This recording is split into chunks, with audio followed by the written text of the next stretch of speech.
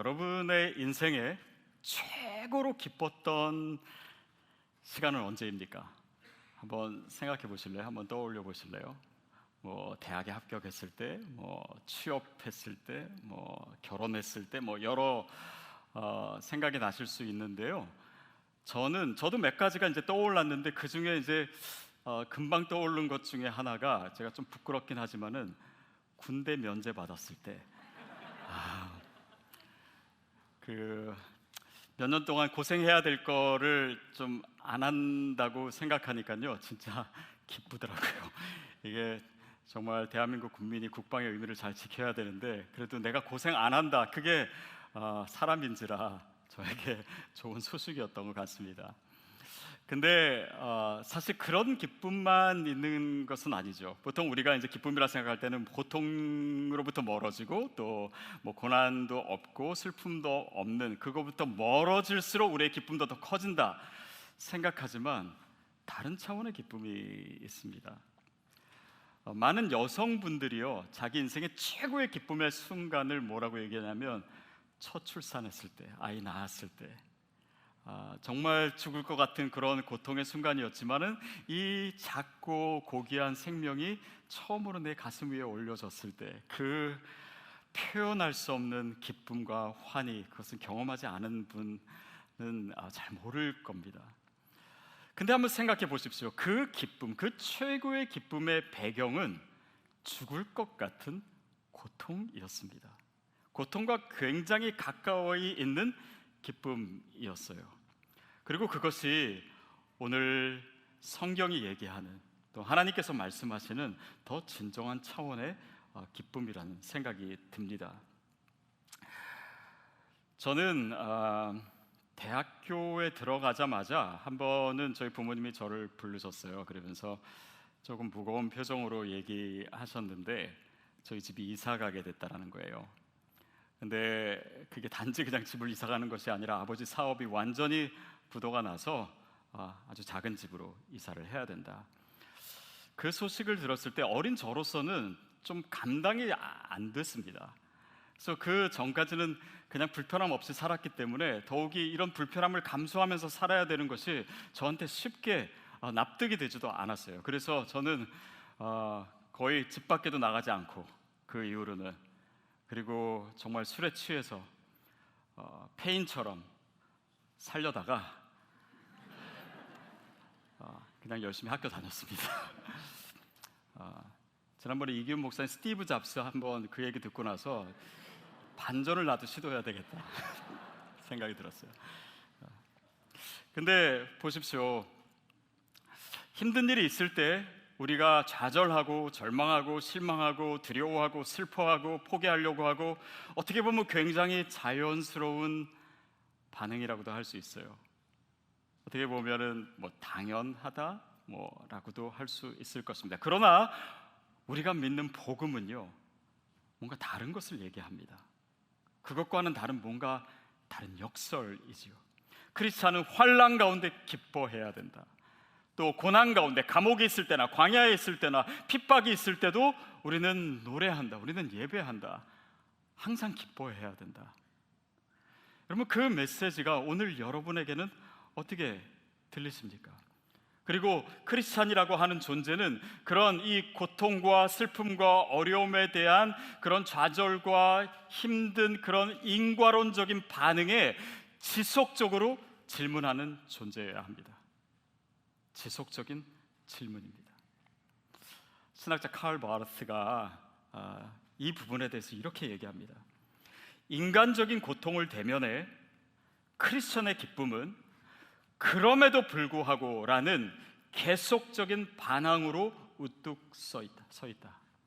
인간적인 고통에 대해서, 우리 삶을 둘러싸고 있는 이런 슬픔과 좌절의 그런 현실 속에서 크리스찬의 기쁨이란 무엇이냐면, 그럼에도 불구하고 nevertheless, 계속적으로 continual defiant, 계속적으로 도전하고 계속적으로 반항하는 그런, 마치 반항아처럼 우뚝 서 있어야 된다. 그게 크리스찬의 기쁨이다 라고 묘사합니다.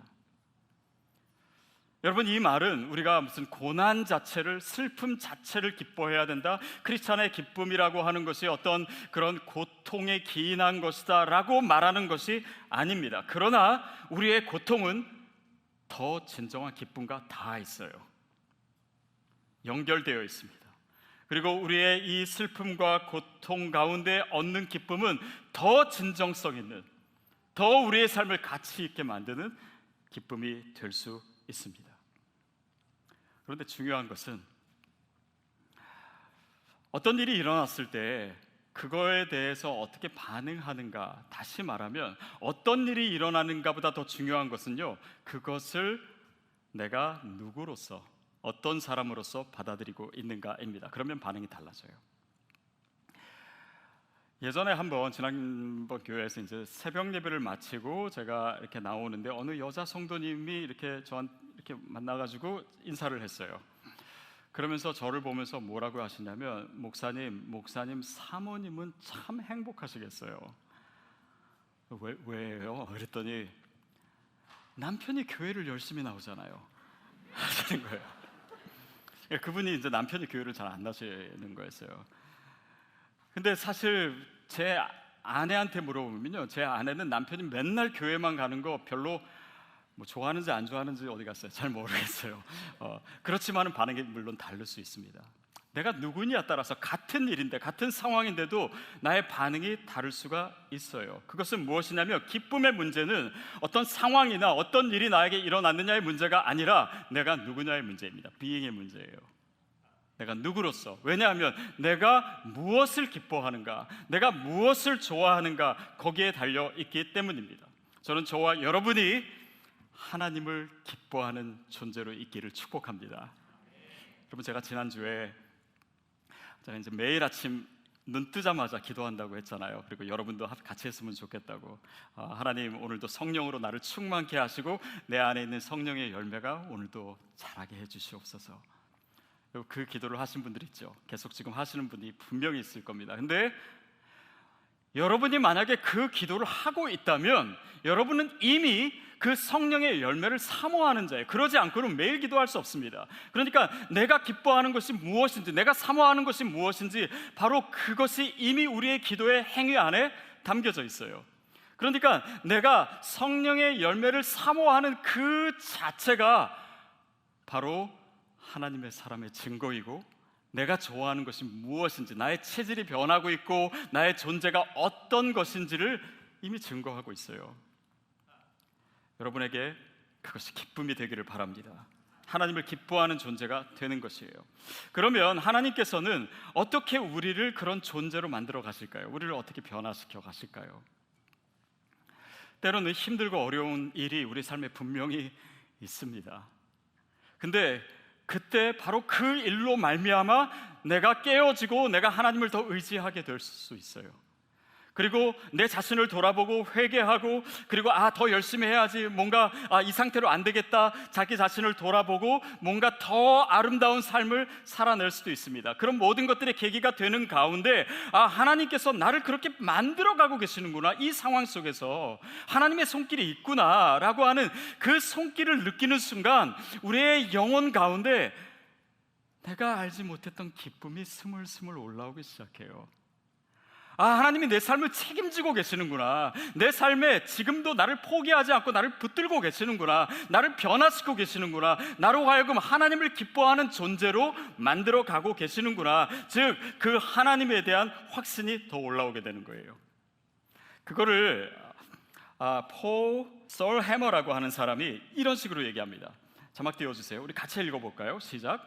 기쁨이란 하나님께서 나의 모든 영역을 철두철미하게 통치하고 계시다는 깊은 확신의 표현이다. 기쁨이란 건 뭐냐면, 하나님께서 내가 지금 어떤 상황에 있던 내 모든 삶의 영역에서 철두철미하게 나를 붙들고 계시고 내 삶에 개입하고 계시고 나를 통제하고 계시다는 그 깊은 확신이 어떻게 표현된다고요? 기쁨으로 표현되는 거예요. 저와 여러분에게 그 확신이 필요합니다. 여러분, 그래서 이 하나님을 기뻐하는 것은요, 단지 나의 결단이나 어떤 노력으로만 이루어지는 것이 아닙니다. 그것은 하나님께서 우리에게 주시는 은혜예요. 은혜의 선물입니다. 근데 그 은혜 안에는 무엇이 담겨 있냐면 하나님의 능력이 담겨져 있어요. 보십시오. 여호와를 기뻐하는 것이 너희의 힘이니라.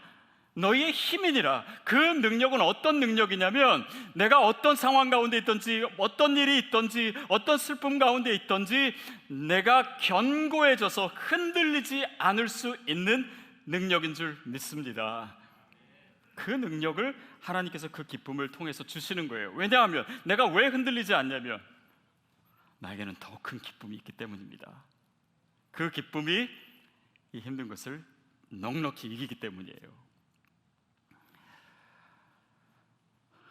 몇 달 전도 아닌 것 같습니다. 최근입니다. 근데 몇 주 전인 것 같은데 저희 막내딸이 이제 고등학생인데 난생 처음으로 이제 셀폰을 사주기로 했어요. 너무 좋아하는 거예요. 그리고 이제 등록해놓고 기다리고 있는 중인데 그냥 밥 먹을 때나 집 방에 있을 때 이렇게 애가 가만히 멍하니 있다가 비슷이 웃어요. 그래서 왜 웃었니? 그러면 그 셀폰만 생각하면 너무 좋다라는 거예요. 근데 얘가 최근에 이제 이사를 하고 학교를 바꿨잖아요. 고등학생이 돼가지고 학교를 바꾸는 게 사실 쉬운 일 아니고 그 전에는 얘 때문에 저희가 이사를 못했었거든요. 근데 이 셀폰을 갖게 되니까 내가 물어봤어요. 너 친구들이랑 헤어졌는데 괜찮니? 괜찮대요. 셀폰으로 연결되고 연락하면 된대요. 그러니까 얘한테 있어서는 더 큰 기쁨이 친구랑 떨어져 있는 것까지도 이길 수 있는 기쁨이 됐던 거예요. 물론 이게 좋은 예화는 아닌 것 같습니다. 어떤 물건이 어떤 소유가 관계보다 더 중요한, 요즘 예화거리가 없다 보니까 그냥 근데 여러분에게 있어서 다른 모든 어려움을 이기게 하는 그 기쁨, 그 큰 기쁨은 도대체 무엇입니까? 무엇이 여러분에게 중요합니까? 무엇이 여러분에게 더 큰 가치입니까? 무엇이 여러분을 진짜 행복하게 하고 다른 것을 넘어설 수 있도록 합니까? 몇 년 전에 한 뉴스 기사를 보다가 한 명문대 대학생이 스스로의 목숨을 끊으면서 자기 SNS에 올렸던 글이 있었어요. 그건 뭐냐면 자기가 짧은 인생이지만 세상을 살아보니까 세상엔 다 힘에 놀리더라. 그래서 거기에 맞춰서 사는 것이 세상에 합리돼. 나 그렇게 살 수가 없다. 그리고 생존을 결정하는 문제가 바로 수저의 색깔이더라. 이런 얘기를 하더라. 금수저냐, 은수저냐, 아니면 흑수저냐. 그러면서 나와 다른 이 세상에 더 이상 버틸 이유가 없다. 이렇게 썼더라고요. 제가 이 기사를 읽고 마음이 아팠습니다. 먼저는 이 학생보다도 그 부모가 어떤 비통함과 고통으로 이 상황을 대면하고 있을까? 그리고 얼마나 많은 이 땅의 부모들이 이 기사를 읽으면서 자녀들에게 미안해할까? 그러나 저는 그것이 옳지 않다라고 생각해요. 저를 정말 화나게 했던 것은 이런 왜곡된 가치관을 이 사회가 더 이상 계속해서 학생들에게 흘려보내고 있고 이것을 극복할 수 있는 메시지를 가르쳐주지 않는다라고 하는 것입니다. 나와 맞지 않으니까 더 이상 버틸 이유가 없다. 아니요, 이 학생은요 버텼어야 됩니다. 그래서 이 흑수저보다도 더 가치 있는 것이 무엇인지를 드러내는 삶을 살았어야 됐어요. 물론 그가 느꼈을 그런 좌절감이나 절망이나 그 느낌을 그냥 무시하자라고 하는 것이 아닙니다. 그러나 우리의 인생에는 그것보다 훨씬 더 중요하고 훨씬 더 가치 있는 것들이 많아요. 그리고 그것을 살아내야 하는 것이 우리의 숙제입니다.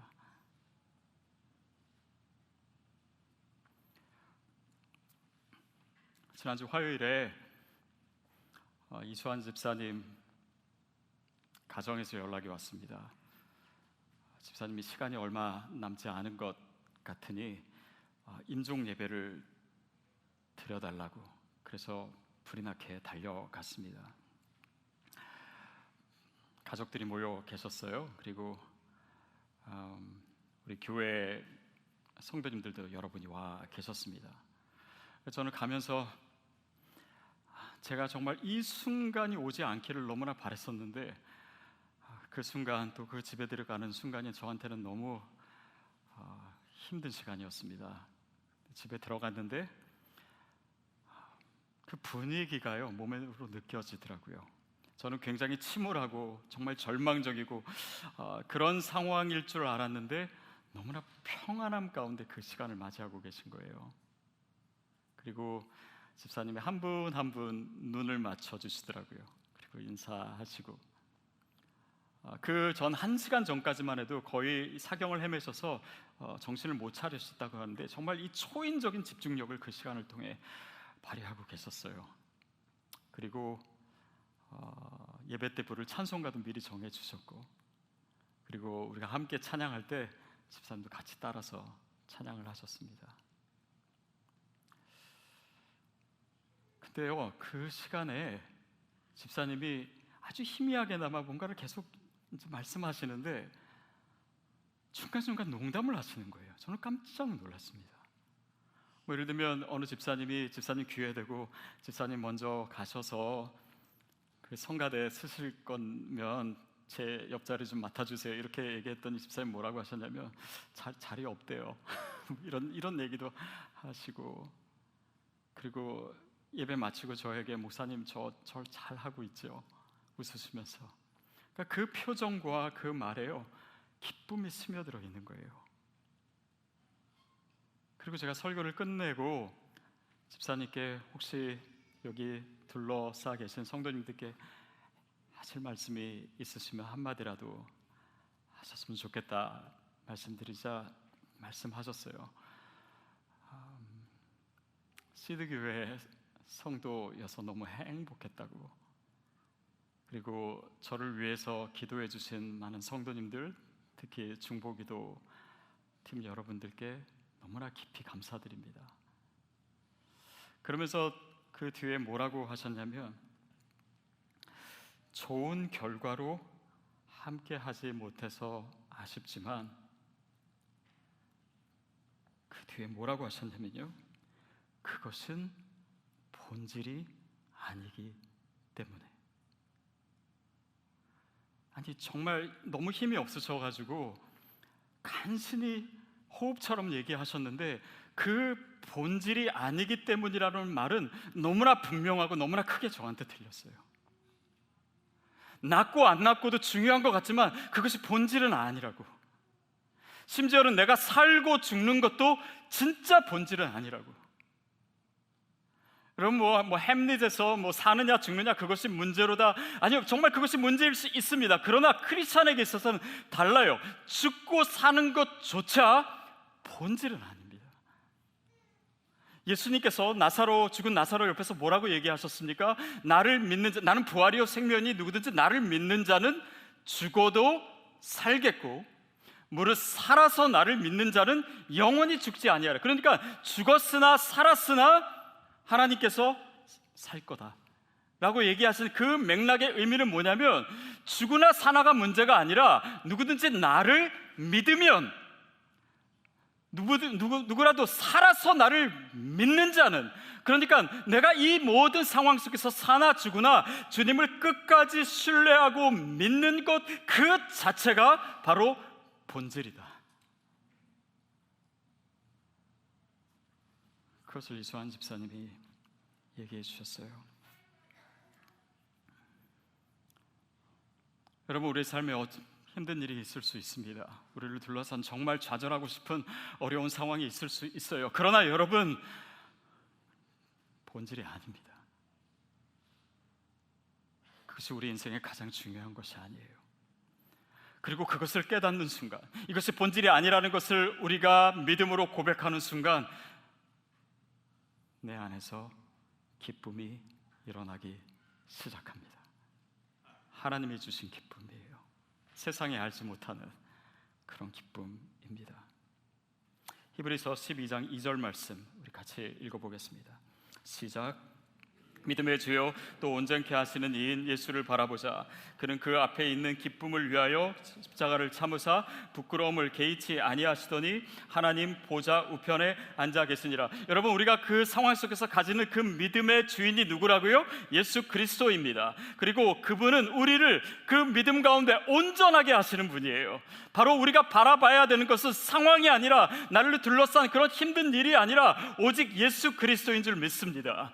그럴 때 그는 그 앞에 있는 예수 그리스도는 기쁨을 위하여 십자가를 참으사, 그에게 주어질 그 영원한 기쁨으로 인하여 그것을 위하여 십자가를 참으사 부끄러움을 개의치 아니하시더니.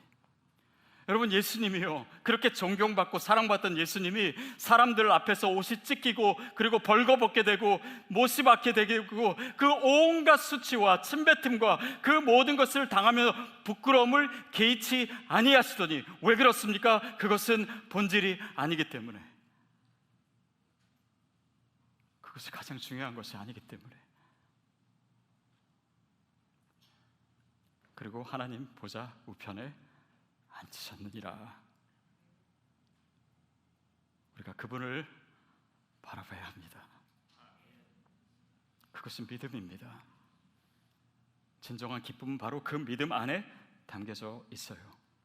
여러분, 이것은 우리가 고통의 실체를 부인하자라고 하는 것이 아닙니다. 현실을 그냥 없는 것처럼 여기자라고 얘기하는 것도 아니에요. 그러나 우리의 기쁨이 어디서 나오는가? 우리 인생에서 가장 중요한 것, 내가 정말 주님을 그렇게 붙들고 있는가? 그 믿음, 그 신뢰, 거기에 기쁨의 비밀이 있습니다. 어떤 분은 고난 가운데 하나님께 질문해, 하나님 왜 나한테 이런 고통을 주십니까? 왜 나는 내가 예배도 열심히 드리고 정말 주님을 위해서 나는 한다고 했는데, 내가 뭐 그렇게 크게 잘못한 것도 없는 것 같은데 왜 나에게 이런 어려움이 있습니까? 내가 왜 이 고통을 당해야 됩니까? 왜 내 가족이 이런 어려움 가운데 있어야 됩니까? 그 이유를 알기를 원해요. 여러분, 근데 만약에 그것을 아는 것이 우리 삶의 본질이라면 하나님은 어떻게 해서든 가르쳐 주셨을 거예요. 그러나 우리에게 가르쳐 주지 않으셨습니다. 뭐 아는 것이 필요할 수도 있어요. 그러나 본질이 아니기 때문에. 아니면 하나님께서 알려주신다고 해도 마치 어린아이가 무슨 어떤 양자역학을, 산대선 이론을 어떻게 다 이해할 수 있겠어요? 시간과 공간에 제약되어 있는 인간은 하나님의 뜻을 다 이해할 수 없습니다. 그러나 그것이 본질이 아니기 때문에, 본질은 뭐냐? 내가 그 상황 가운데서도 하나님을 기뻐할 수 있는가? 그 가운데서도 하나님을 끝까지 신뢰할 수 있는가? 죽음을 바로 앞둔 그 상황에서조차 주님 안에서 누리는 그 기쁨을 내 가슴에 가지고 있을 수 있는가? 그것이 중요하기 때문입니다.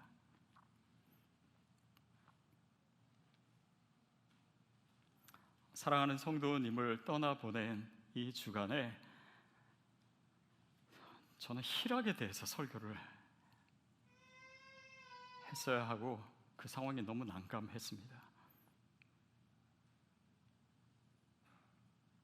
근데 하나님이 정말 우리에게 주시고자 하는 성령의 열매인 기쁨은 그냥 즐겁고 그냥 히덕거리고 모든 것이 다 좋은 상황 속에서 얻어지는 것이 아님을, 우리가 환난 가운데서도 기뻐할 수 있는 그 진정한 기쁨이 필요하다는 것을 우리 이수환 집사님을 통해서, 또 그녀의 삶을 통해서 남겨두신 많은 메시지 중에 또 한 가지로 우리에게 주셨어요.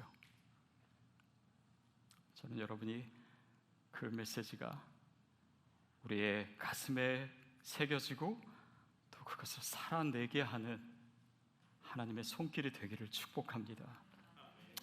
크리스천은요, 고난 가운데 기쁨을 빼앗기지 않습니다. 크리스천은 어떤 슬픔 가운데 있어도요, 이 기쁨을 절대 포기하지 않습니다. 그리고 그 상황 속에서 기뻐할 수 있는 존재가 된다면 그 기쁨은 누구에겐가 다시 전달되고 번지게 될 거예요. 그가 고백했던 그 믿음의 고백을 다른 사람의 삶을 통과한 또 다른 고백으로 우리가 들을 수 있게 됩니다. 그가 그 환난 가운데서 드렸던 그 찬양의 노래를 어느 순간 누군가 다른 사람의 입에서 그 찬양이 나오고 있을 거예요. 그렇게 고난 가운데서 기쁨을 포기하지 않는 사람들의 모임, 저는 그것이 교회라고 믿습니다. 그러니까 교회는 세상에 이길 수가 없는 거예요. 어떤 상황이든 무너지지 않는 것이 바로 교회입니다. 바로 저와 여러분이에요. 저와 여러분이 그 메시지로 살게 되기를 축복합니다. 그리고 그 하나님의 능력이 과연 무엇인지 우리의 삶을 통해서 다른 분들이 볼 수 있도록, 느낄 수 있도록, 체험할 수 있도록 그 아름다운 믿음의 경주를 살아내십시오.